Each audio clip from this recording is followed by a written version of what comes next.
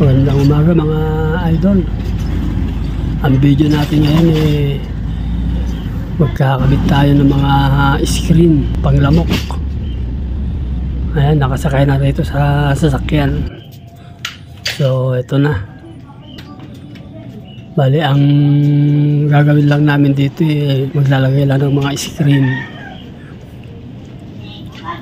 Ayan po. Ang mga frame niya naman po yan Astragal. Saka yung frame ng screen natin YS221. Ayan po.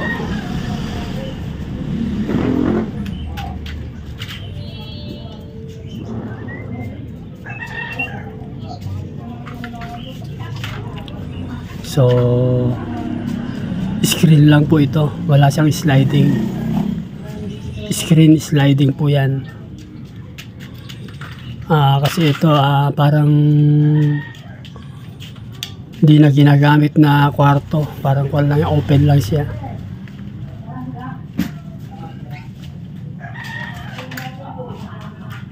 Para wala daw pumasok na lamok dito sa loob.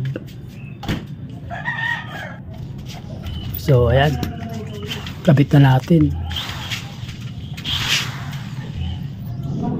Ang ginamit natin screen dito yung matigas screen, hard screen. Yung di gaya ng ordinary na daling mapunit, ito matigas po ito, hindi basta-basta mapupunit po ito. Paglamok po yan.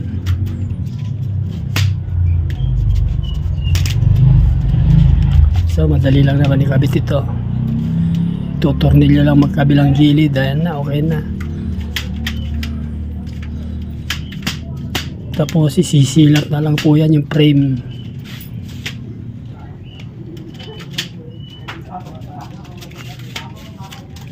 So marami-rami rin ito sa likod.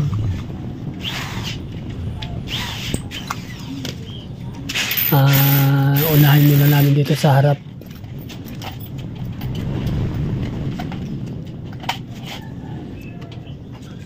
Kung gusto mong palagyan ng sliding window, pwede rin. Kaya lang naka-adjust po sana yung frame. Ito pinagitna na namin.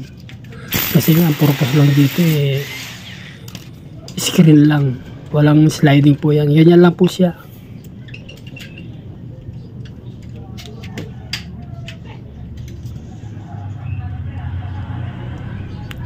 Kasi ito parang bakanting kwarto to. Talagang main nilang kwarto doon sa may banda roon.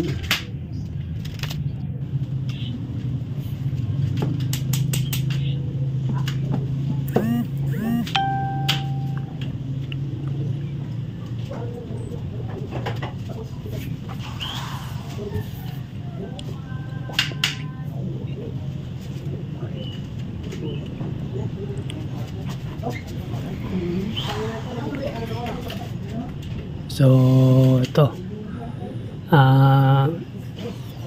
para mabilis turuan ko tong isang kasama ko para doon lang ako sa kabila.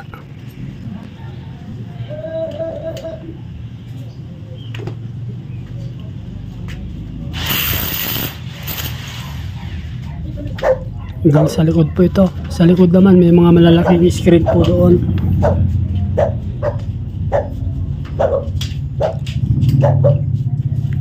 Kaya lang medyo madilim-dilim doon.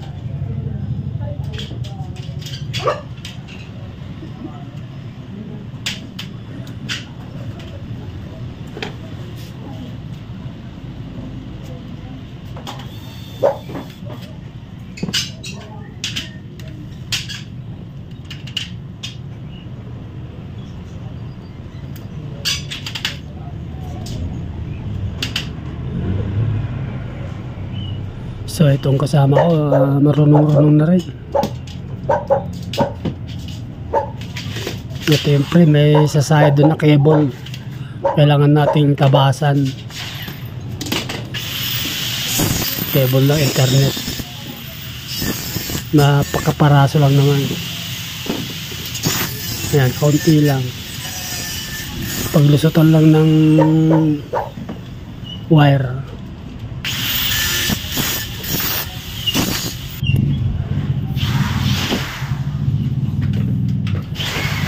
So ayan na po sa gilid.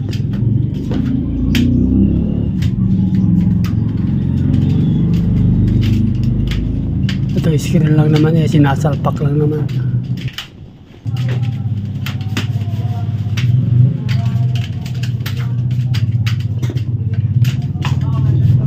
Dito sa may lababo.